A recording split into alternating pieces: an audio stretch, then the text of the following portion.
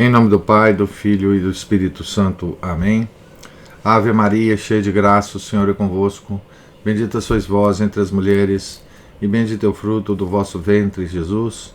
Santa Maria, Mãe de Deus, rogai por nós, pecadores, agora e na hora de nossa morte. Amém. São José, rogai por nós. São Felipe Neri, rogai por nós. São Luís Gonzaga, rogai por nós.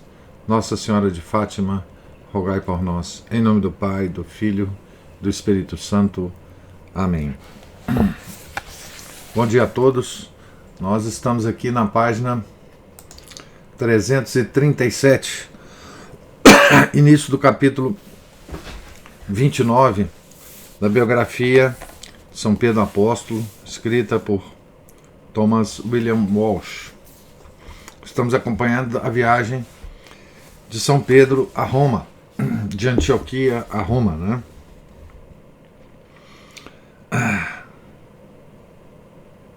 Não estava ele sem companhia e orientação quando desembarcou em meio à confusão das docas de Puteoli e prosseguiu sua viagem para o norte. Além de um ou dois discípulos que o tinham acompanhado de Antioquia, travara, sem dúvida, relações a bordo com vários outros judeus, alguns dos quais já haviam estado antes em Roma e para ali seguiam novamente. Já lhe tinham dito, sem dúvida, que seriam precisos 6 ou 7 dias para percorrer os mais de 200 quilômetros de Puteoli até lá.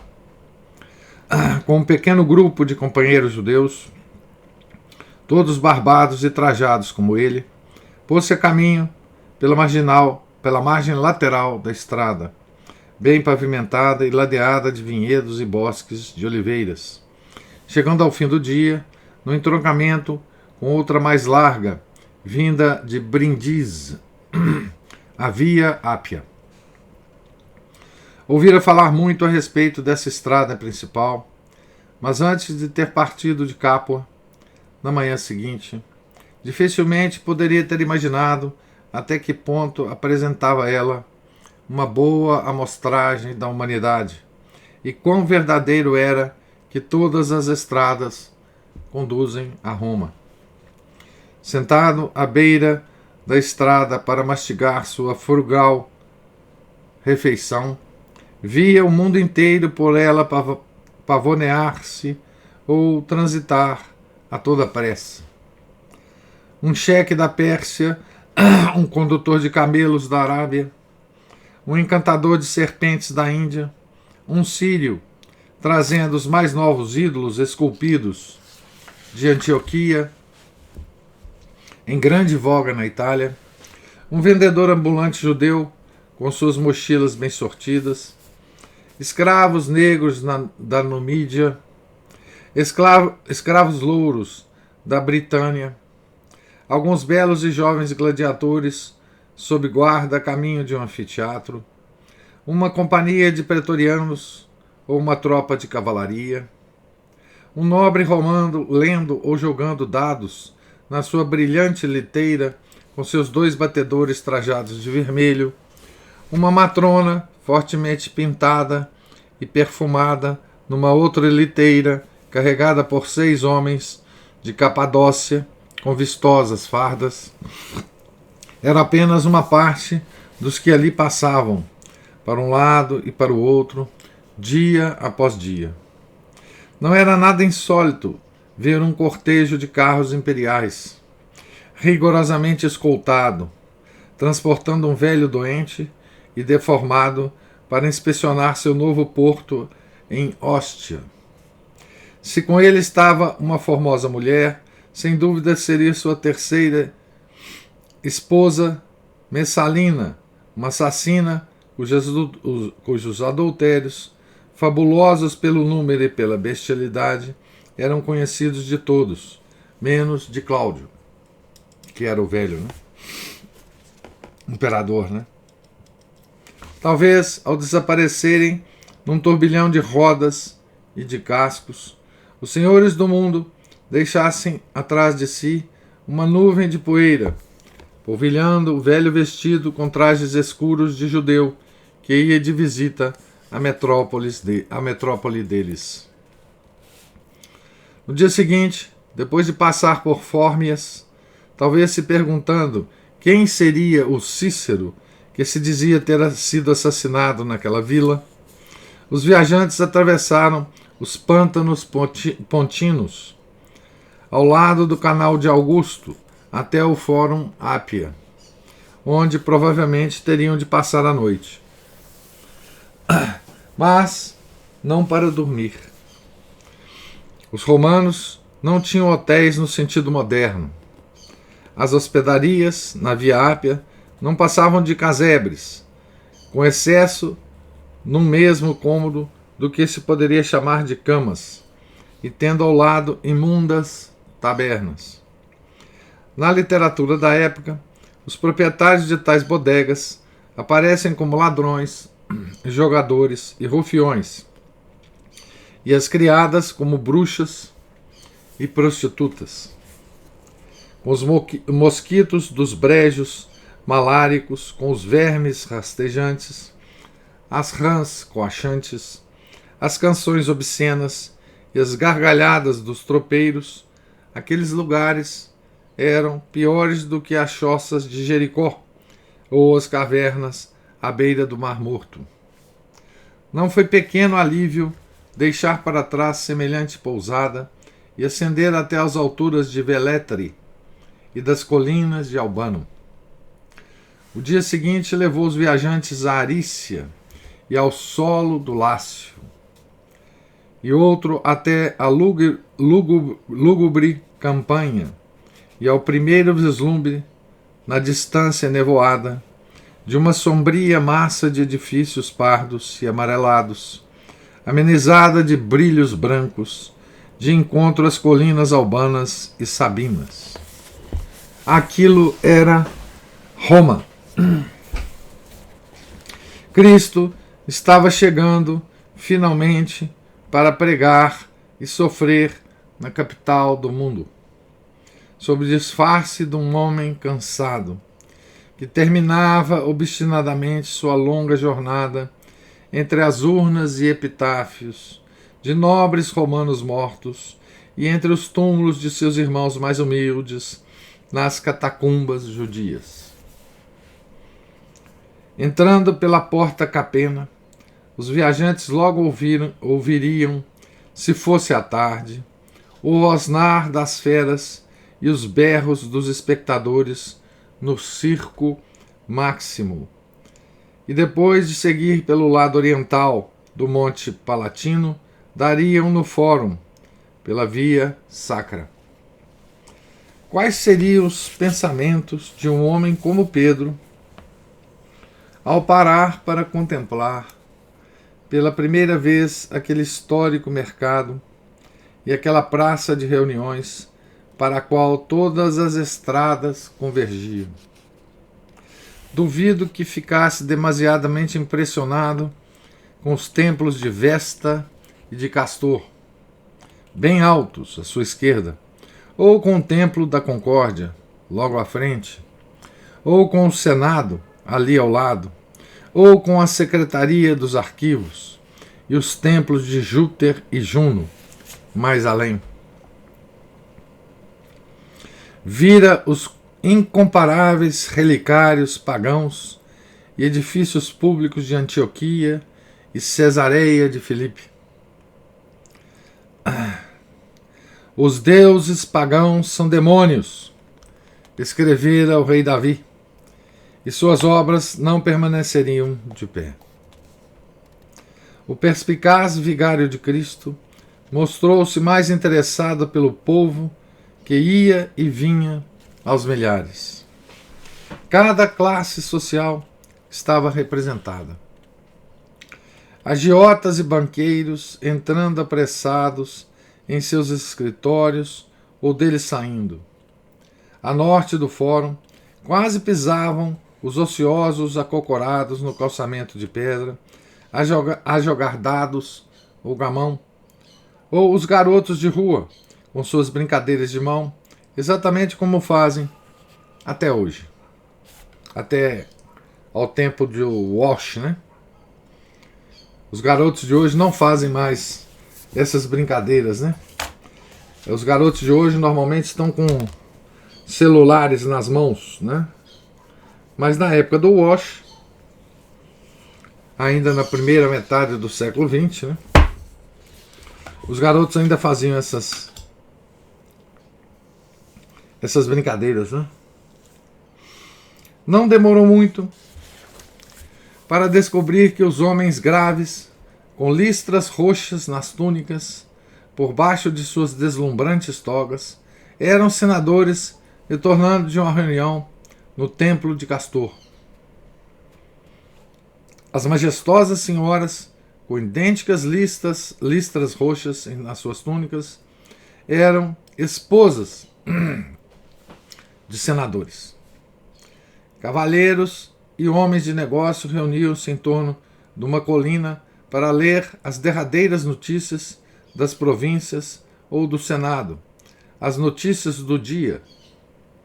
Boletim oficial semelhante a um jornal moderno, condensado e cuidadosamente censurado.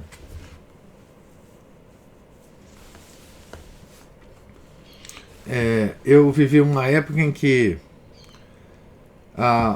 as bancas de jornal expunham, né, os jornais do dia, e muita gente ficava assim em torno das bancas de jornal, né, para saber as notícias, né, as manchetes. Muitos, incluindo eu mesmo, né? Então aqui era também comum isso, né? Cavaleiros e homens de negócio reuniam-se em torno de uma colina para ler as derradeiras notícias das províncias ou do Senado, nas notícias do dia. Boletim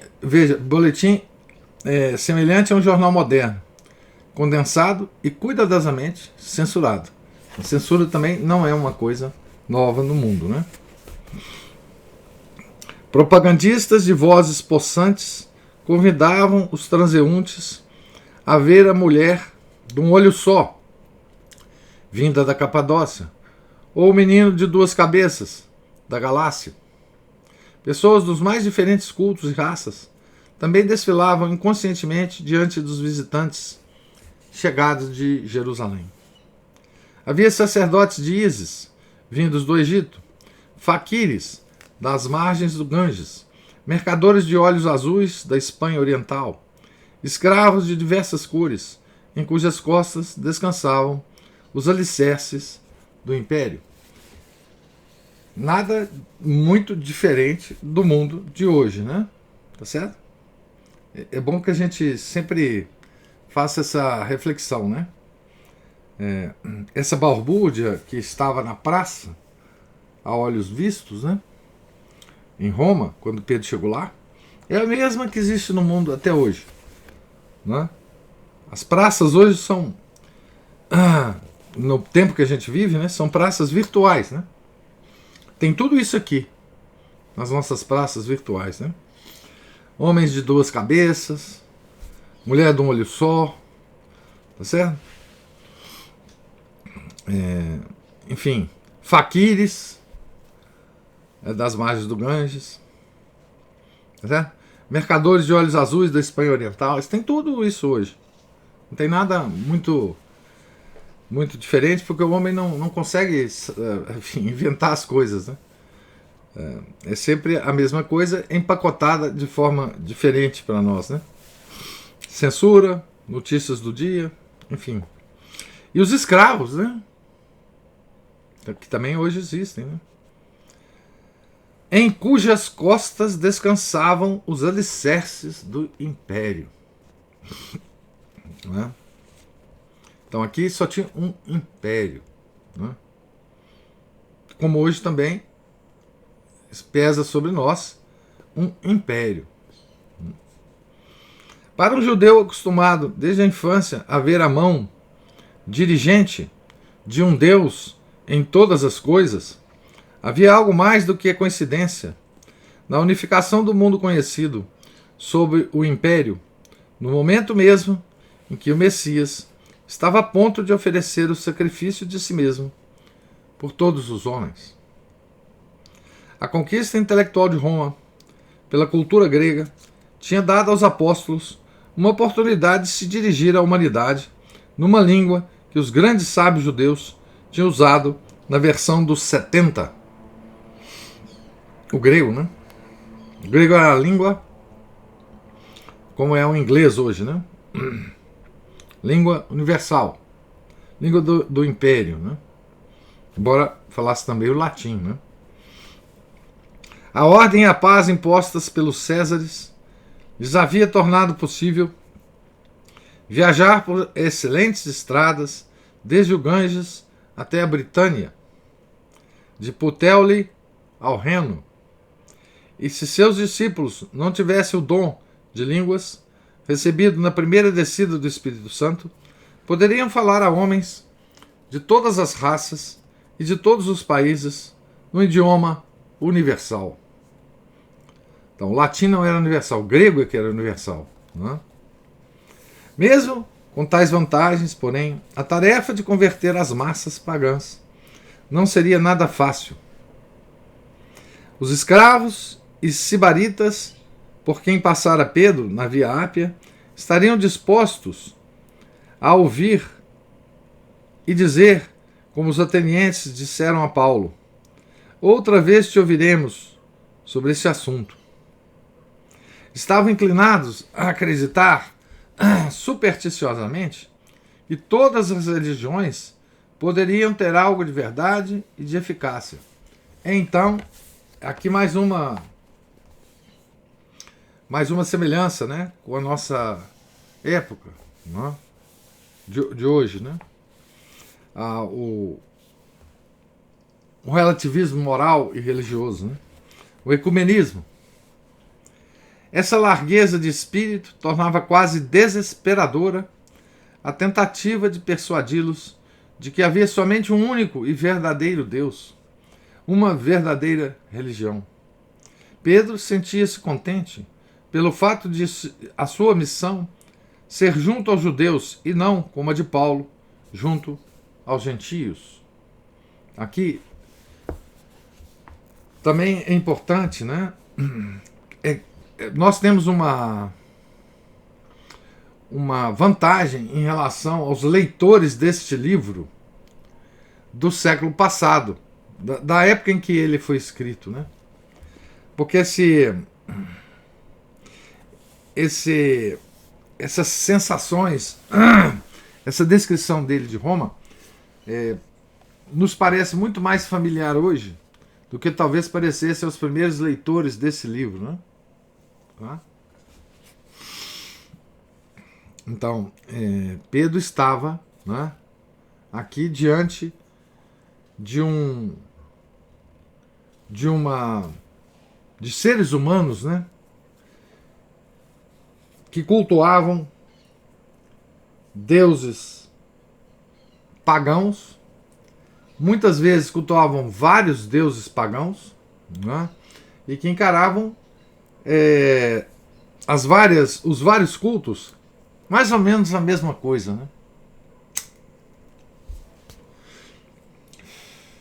É a mesma situação que nós nos encontramos hoje, né? Vários deuses pagãos, várias promessas, vários sacrifícios a esses deuses pagãos, e que as pessoas encaram mais ou menos como a mesma coisa, né? Tá certo? Os deuses são diferentes hoje, né? Obviamente. Muito mais afortunada para ele e para a igreja do que a Pax Romana era a dispersão universal do povo eleito.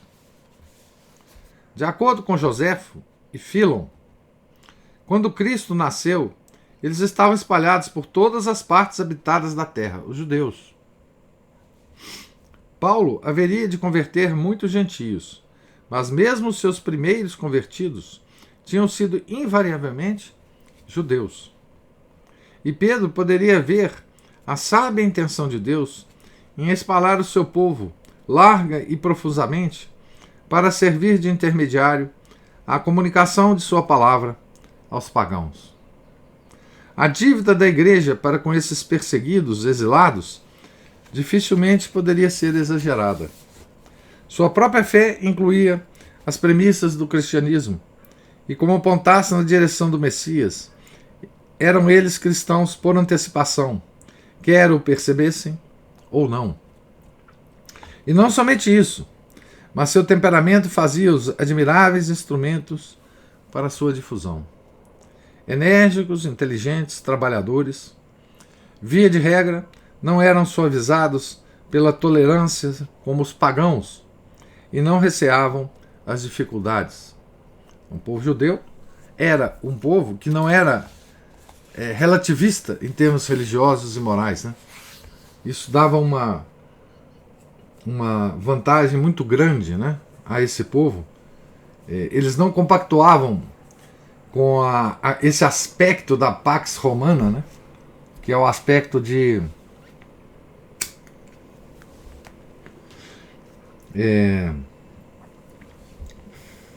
levar para o panteão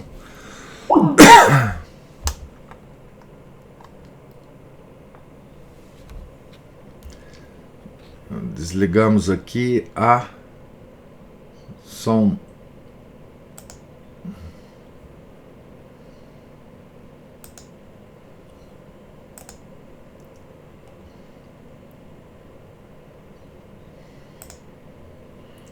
Ver se nós consertamos isso aqui.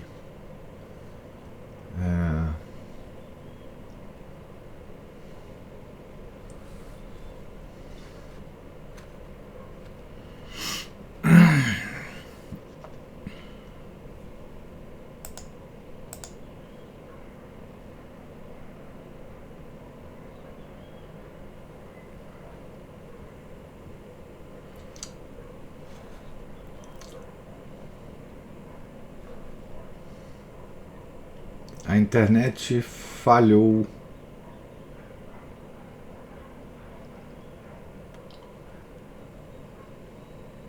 Aqui, vamos ver se a gente espera um momento para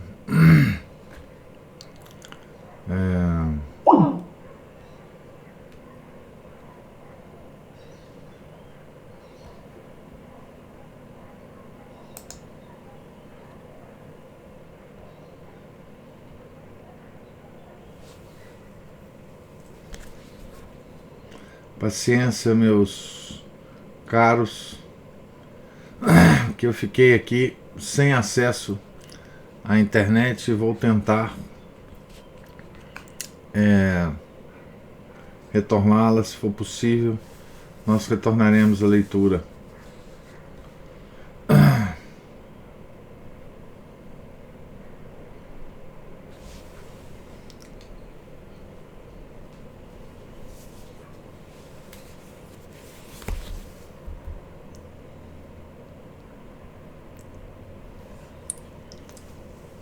Senão, nós interromperemos.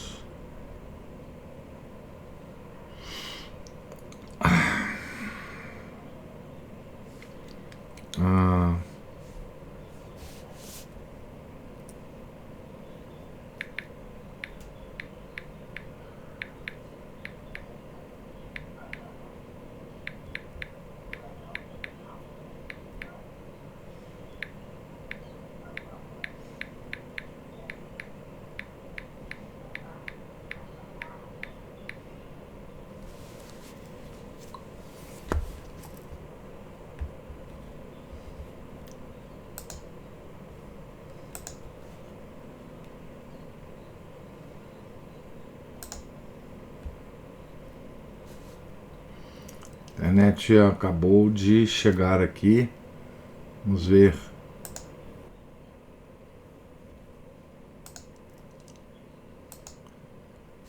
Bravo, vocês estão me escutando aí, bravos remanescentes?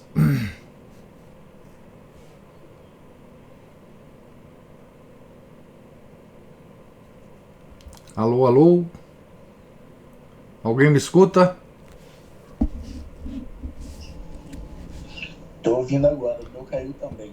Opa, aqui a internet foi embora, mas vamos continuar aqui a nossa leitura, não é?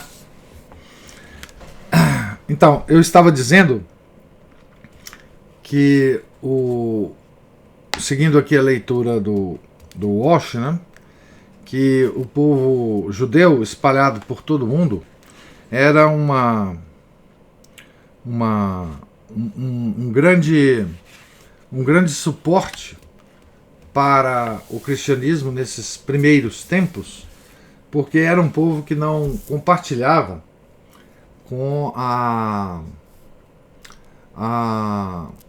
o relativismo moral e religioso, né? Não compartilhava com com um aspecto da Pax Romana de assumir. Roma assumia os deuses dos povos conquistados, né? Ela mandava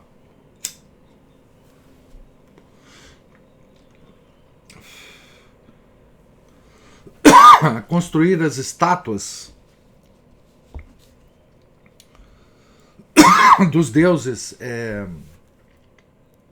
dos povos conquistados e os adoravam, né? Então tinha um panteão de deuses dos povos conquistados e eles quiseram fazer isso, inclusive, com o nosso Senhor Jesus Cristo, né? Mas era assim esse aspecto da Pax Romana, né, de assimilação dos deuses, era muito importante do ponto de vista do domínio, né, que Roma exercia. Mas os judeus, eles não aceitavam isso, né? Então é disso que se trata aqui o que o Walsh falava, né? Do temperamento e da disciplina, não é? Da energia para o trabalho que os judeus tinham, né, nessa época, né?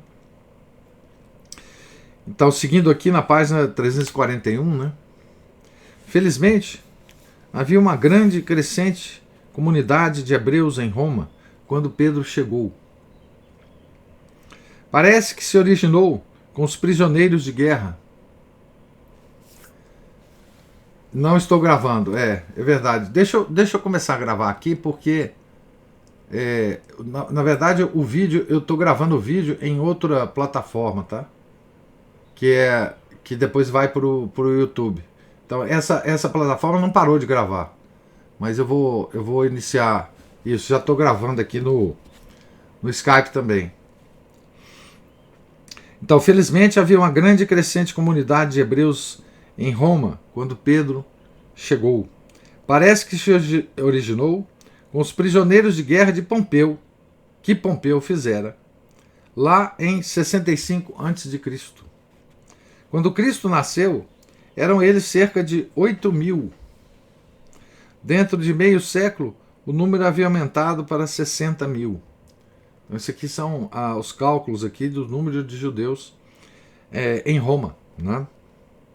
Os mais prósperos haviam se tornado abastados negociantes, agentes e, adivinham, banqueiros, e moravam em casas espalhadas pelos 14 distritos em que Augusto dividira a cidade.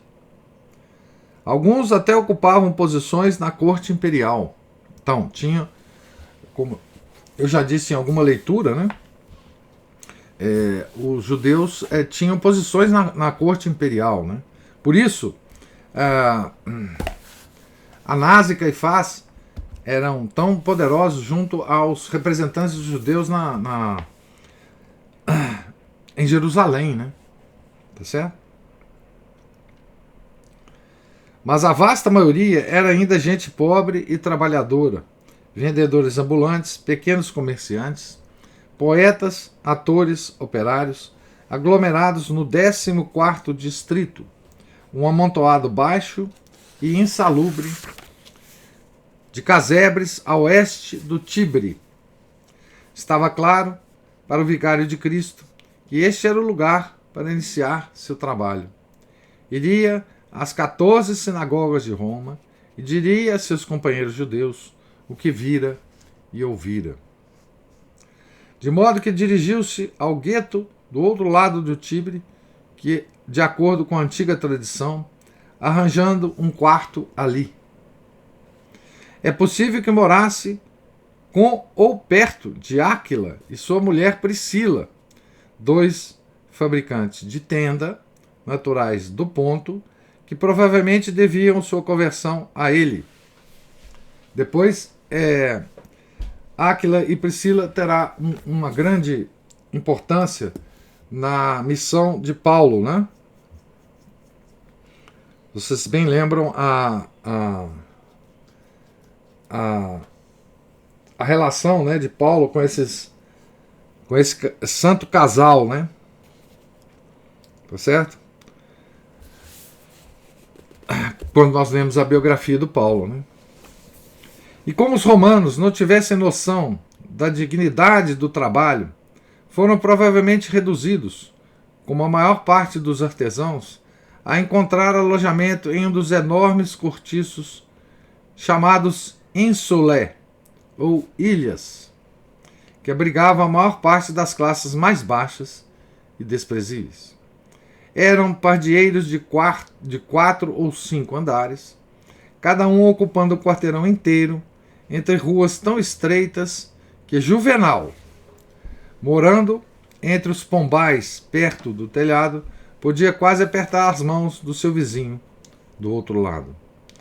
O primeiro pavimento era muitas vezes ocupado por lojas, cujos proprietários concorriam para aumentar a confusão dos becos mal cheirosos, semeados de lixo e de sobras de comida, expondo suas mercadorias do lado de fora. Eventualmente, um dos andares superiores seria um apartamento, como os modernos, mas a maior parte deles estava dividida em quartos isolados, onde os ocupantes podiam apenas dormir e comer, sem luz, a não ser as das velas de cera ou a que vazava de outra forma vinda lá de fora. O barulho era tremendo, especialmente à noite, quando carroças, proibidas durante o dia por um decreto imperial, acrescentavam seu chocalho à cacofonia de 1000 outros rumores incômodos que dificultavam o sono. No verão, o calor era intolerável. Essa descrição aqui pode ser muito enriquecida com uma descrição que existe num livro extraordinário, clássico, que todo mundo já ouviu falar, mas que eu não canso de recomendar a leitura, né? É um romance que se passa nessa época de Pedro e de Paulo, em Roma, né? Que é o romance chamado Quo Vadis, né? Muitas das cenas desse romance obviamente, imaginativa, né? Mas ele descreve bem esse ambiente dessa parte da cidade onde morava uma moça, que é personagem do romance, né? Uma moça cristã, por quem se apaixona um romano, né? Então, o eixo do romance é esse, né? E muito, muito interessante eu recomendo muito, né? Esse romance agora eu esqueci o nome do autor. Tem filme, né? Também, enfim. Ele é um livro clássico, né? Então, no verão o calor era intolerável. O perigo acrescentava certo tempero, se não contentamento, a esta vida. O Tibre costumava extravasar depois de pesadas chuvas, e as insulae, situadas a maior parte dos distritos mais baixos, ruíam a qualquer abalo sobre as cabeças de seus ocupantes.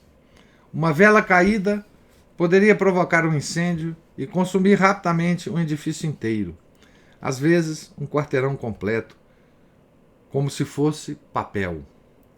Com extintores de incêndio tão primitivos como baldes, sifões e mantas úmidas, a patrulha imperial muitas vezes ficava em desvantagem. Mas a vida era barata e ninguém parecia preocupar-se. Tendo aquelas pessoas perdido o conceito primitivo e universal de um Criador e de uma vida com recompensas e punições depois da morte, acabavam considerando-se como animais. Mas como o homem nunca pode ser um mero animal, viviam, em muitos aspectos, num nível ainda mais baixo. Então, veja bem, essa era a situação dos pagãos antes do cristianismo. Veja a descrição que o Osho faz, não é? Dessas pessoas, né? Então, todas aquelas pessoas, tendo aquelas pessoas perdido o conceito primitivo e universal de um Criador e de uma vida com recompensas e punições depois da morte, acabavam considerando-se como animais. Mas como o homem nunca pode ser um mero animal, viviam em muitos aspectos num nível ainda mais baixo. Então, esta é, de fato, a descrição do mundo de hoje. O paganismo pós-cristão. Tá certo? Perdemos o conceito primitivo e universal de um Criador que as civilizações antigas tinham, e de uma vida com recompensas e punições depois da morte,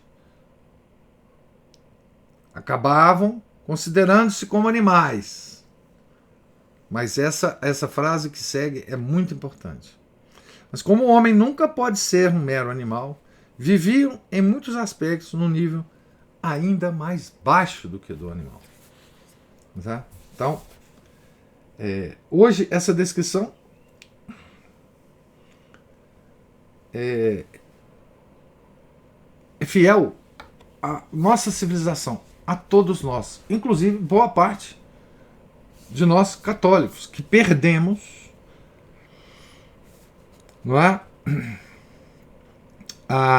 o conceito de uma vida com recompensas e punições depois da morte. Isso nos faz cair abaixo de um animal. Certo? Isso aqui é exatamente a descrição do que somos. Tá certo? De qualquer forma, os fantásticos banquetes com seus vomitórios eram provavelmente mais excepcionais do que foram descritos. Vomitórios por quê? Comia-se tanto que havia necessidade de se vomitar, né?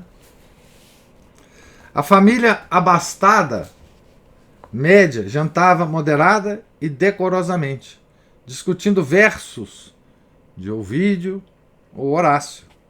A última anedota, redigida por Petrônio, ou a mais nova Sententia de Sêneca, enquanto bebericavam o seu vinho falerno.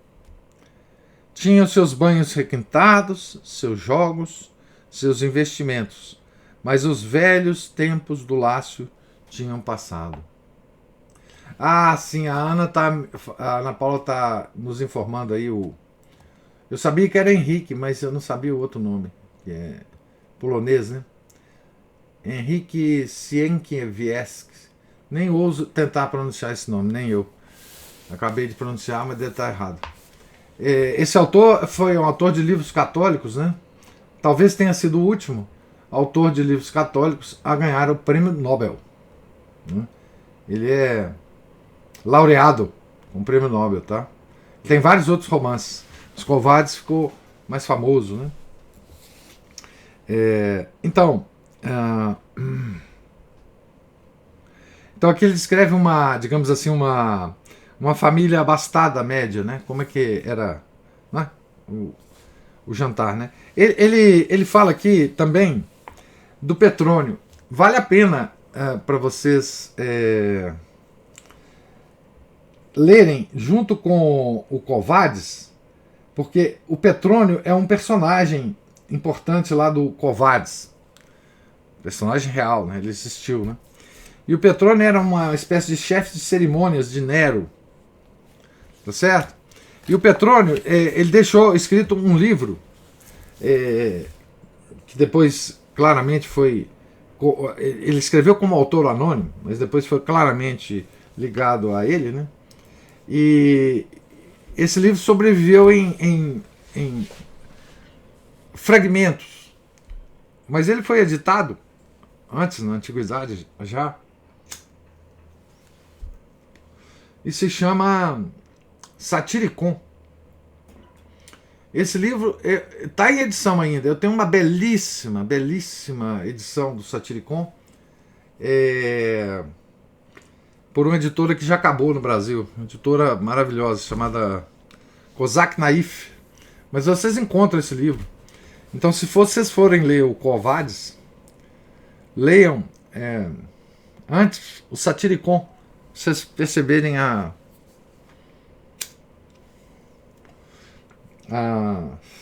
o Satiricon, ele descreve esse ambiente, né? Esse ambiente de festas imperiais, né? Na época de Nero. Isso tem alguma relevância para o Quo Vadis também, tá certo? Então essa era a vida da família abastada, né, de Roma. Dois importantes índices que são na realidade um só: a família e a posição da mulher eram maus presságios para o futuro. Embora as mulheres romanas fossem ainda mais livres do que no Oriente Pagão, e algumas gozassem de uma dignidade e de um respeito comparáveis aos das matronas judias, essa situação ia mudando rapidamente com o aumento do divórcio, do adultério, dos comportamentos viciosos e da consequente desintegração da vida familiar. Alguma semelhança com o nosso tempo? Os esforços dos Césares para impedir, por meio de decretos, a queda da natalidade eram tão inúteis como a pouca duradoura conquista do rei Canuto do Império do Mar do Norte. Entre as causas que contribuíam, contavam-se provavelmente o aborto e a anticoncepção, que devem ter sido males já antigos quando Santo Agostinho os denunciou 3 séculos mais tarde. Aqui tem a obra de Santo Agostinho, De Nuptiis.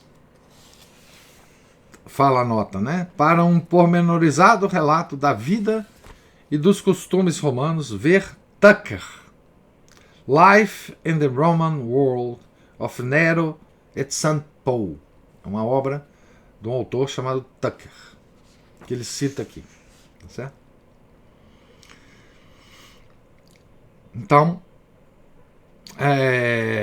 aborto, anticoncepção, divórcio, etc, etc.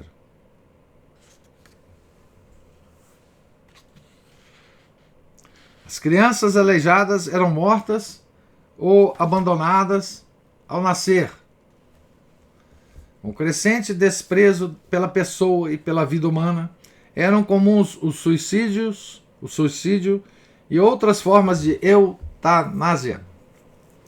O império permissivo estava começando a morrer antes mesmo de ter alcançado a maturidade. Não havia gasolina ou eletricidade, mas em outros aspectos era bastante moderno. Então aqui ele descreve essa classe abastada. Depois ele vai descrever os pobres, tá certo? Mas eu vou parar aqui nas classes abastadas para fazer o seguinte comentário. Aqui, neste momento, né, já havia indícios da queda do Império Romano, que vai acontecer 4 séculos depois, né? Aqui ninguém poderia imaginar a queda desse império, né?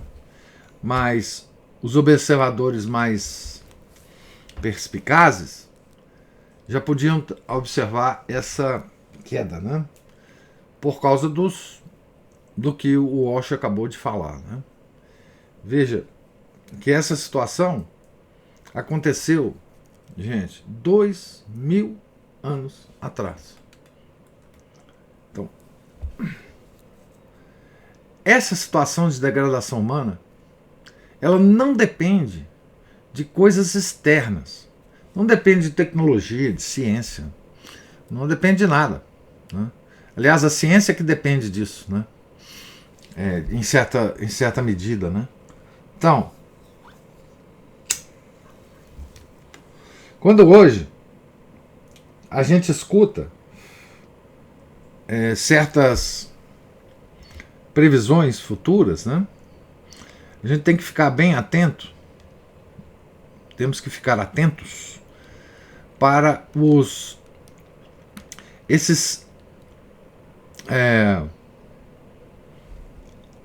a degradação moral, ela é a que promove todas as outras degradações, né? O homem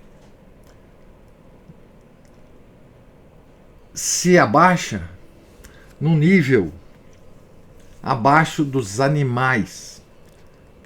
Essa frase é muito importante aqui, porque o homem, como um ser racional, quando ele decide decair, ele decai abaixo dos animais. O Chesterton tinha umas expressões muito interessantes, né? Porque assim, o homem, ele pode decidir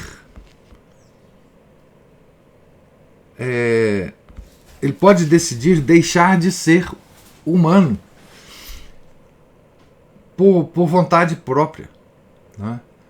Pode decidir se transformar em algo abaixo de todos os níveis, né? Então ele dizia, uma baleia, ela não pode decidir se tornar outra coisa ou regredir. Ela sempre terá a natureza da baleia e sempre se comportará como baleia. O gato, o cachorro, a mesma coisa. Por quê? Eles não têm a parte racional. Agora o homem, que tem a bênção da parte racional, tem a desgraça também de poder decidir decair abaixo dos animais. E é o que a gente hoje vemos na face da Terra, né? Homens se degradando abaixo do nível do animal, né? Então, esse é um aspecto do livre-arbítrio, esse é um aspecto da nossa posição na criação, não é? E pode ser uma graça ou pode ser uma desgraça, não é? E nós estamos optando hoje pela desgraça. Mas veja, isso não é novo. É preciso que a gente medite sobre isso, porque assim, não é novidade a degradação da nossa civilização atual, não é? E isso depende de uma decisão, uma orientação da vontade, né? Que parece que está tomando toda a humanidade, né? Nós perdemos a noção do Criador e nós perdemos a noção da vida futura, que nos espera, né? Com as recompensas e punições depois da morte. Quando você perde isso,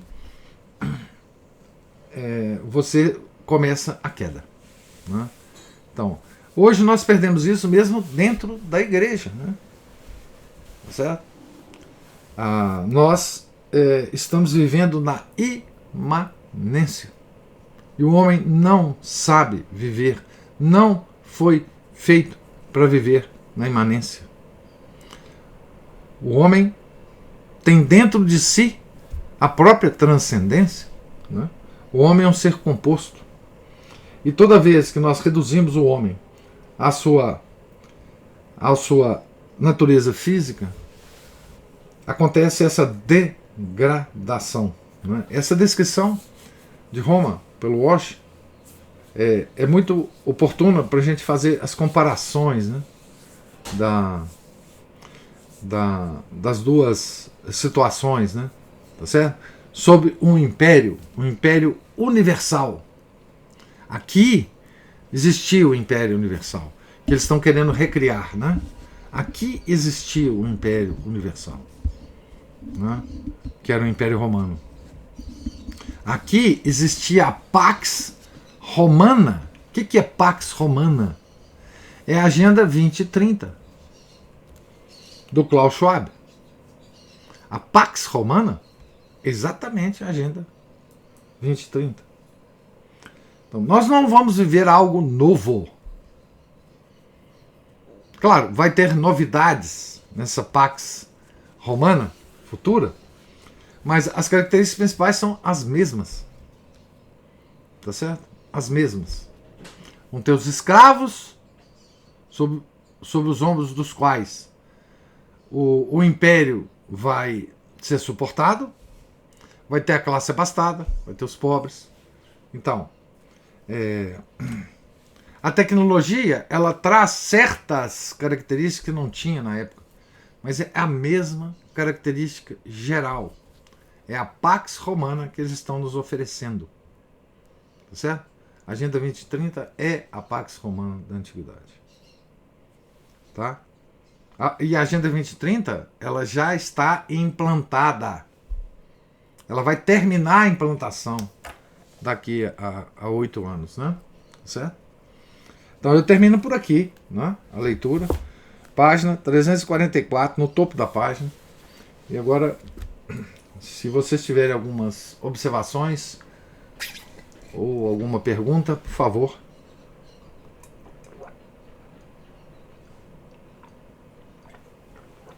É só falar que, quem sabe, ainda haja uma possibilidade de isso ser mudado, né? Porque muitas vezes, por nós entrarmos nesse período que parece, que não está falando aí, não tem nada de novo, né? Mas para nós é novo. Viver para nós é novo.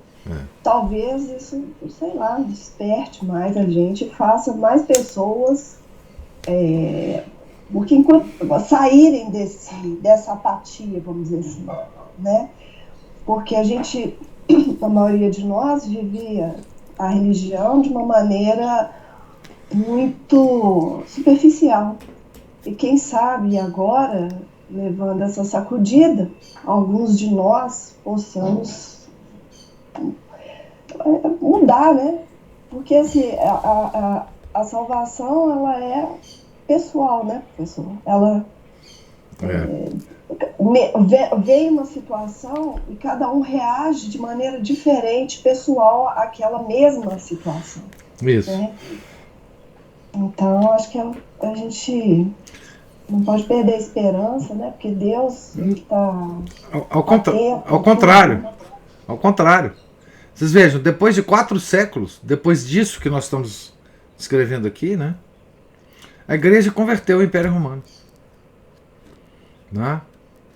Então, e depois houve uma fase extraordinária, a Renascença Católica, século X, XI. Então, nunca perder a esperança, né? Claro. Mas sempre ter a consciência de que os tempos que nós vivemos são tempos terríveis para a humanidade, mas podem ser tempos brilhantes para cada um de nós, né? Brilhantes. Vocês vejam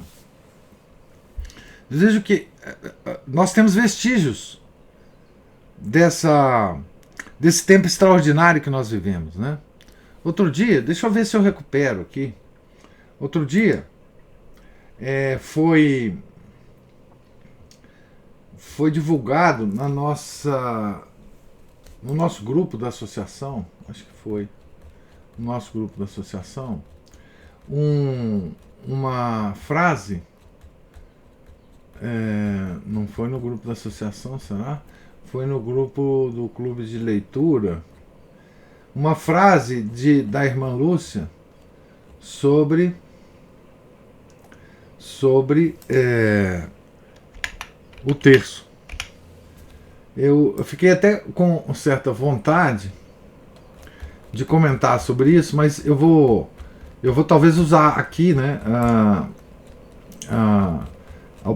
Vou pegar essa oportunidade para comentar esse textozinho que foi uma... Oh meu Deus, será que eu não...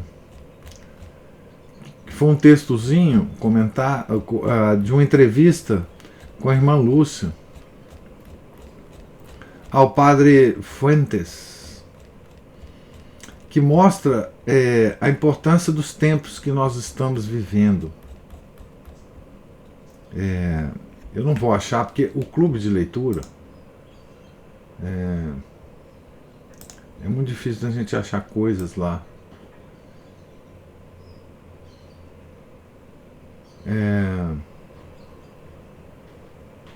Mas é uma frase dizendo mais ou menos o seguinte, eu não vou achar não, mais ou menos o seguinte, que nesta época em que nós estamos vivendo, a oração do Rosário se transformou em uma coisa diferente do que ela era, por decisão da Santíssima Trindade, obviamente, né? A oração do Rosário hoje ela se transformou numa arma e numa devoção feita para os tempos atuais, né? De conversão das almas, de uma arma contra todas as dificuldades do tempo, mais ou menos isso, né? E isso é extraordinário, porque isso mostra, primeiro, que Deus não esqueceu da gente, e segundo, que Ele está dando a nós as condições para viver a época que nós vivemos. Eu já falei para vocês que eu, pessoalmente, penso que viver essa época é uma graça, porque hoje nós temos a possibilidade de santificação que nós talvez não teríamos se os tempos não fossem estes, né? O mínimo que a gente faça é um trabalho extraordinário para nosso Senhor Jesus Cristo, que não seria em outra época. É isso que você falou, né? O mínimo de consciência que a gente tenha do tempo que a gente está vivendo já é uma graça enorme, que não seria em outras épocas, tá certo?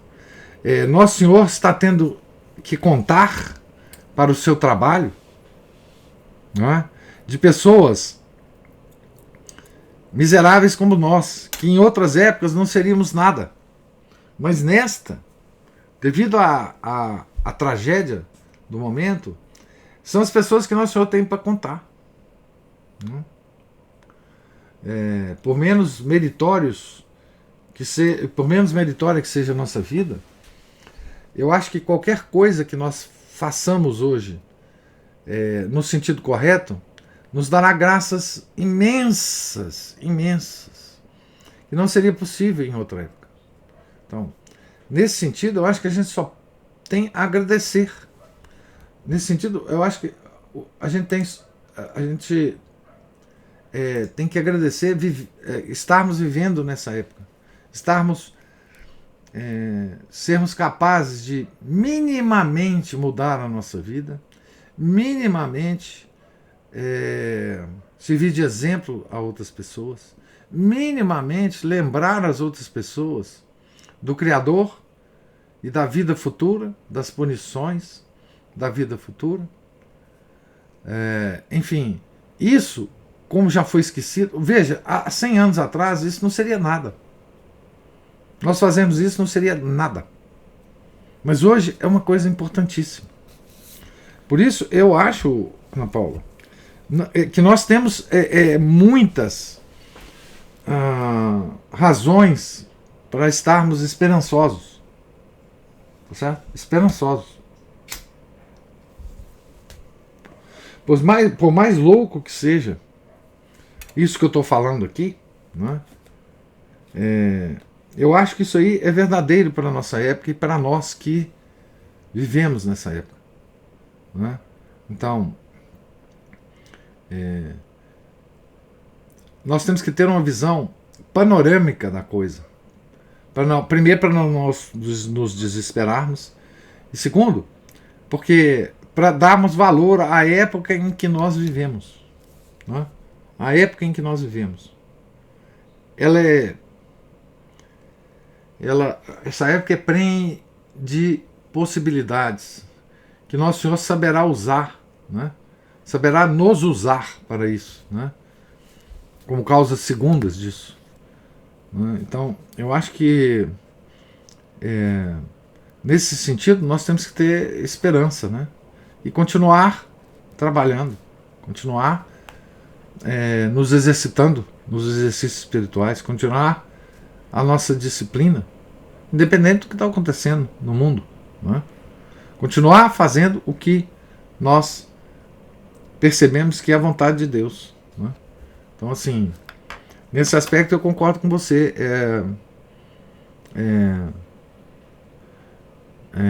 O nosso tempo é cheio de possibilidades, de maravilhosas possibilidades, né? Cada conversão, cada aproximação que as pessoas têm da verdadeira religião hoje é um milagre, não é? E a gente tem que agradecer a Deus, né? Que isso esteja ocorrendo, porque está ocorrendo, apesar de tudo, né? Imagina, na época de Pedro e Paulo, Nero era o imperador de Roma. Quem pior do que Nero pode nos governar? Quem pior do que Nero pode nos governar? Né? Então, vamos lá, né?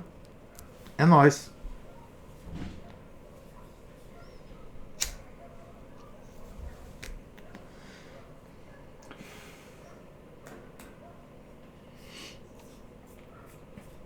Então, gente, mais alguma observação?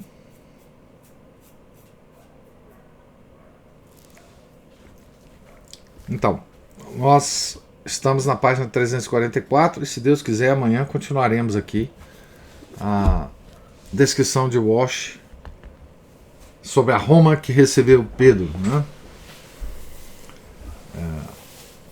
Agora, depois falaremos dos pobres, né? Falamos das classes abastadas e falaremos dos pobres.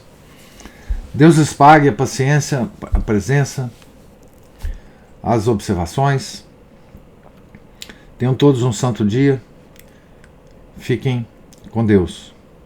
Em nome do Pai, do Filho e do Espírito Santo. Amém. Ave Maria, cheia de graça, o Senhor é convosco. Bendita sois vós entre as mulheres, e bendito é o fruto do vosso ventre, Jesus. Santa Maria, Mãe de Deus, rogai por nós, pecadores, agora e na hora de nossa morte. Amém. São José, rogai por nós. São Felipe Neri, rogai por nós.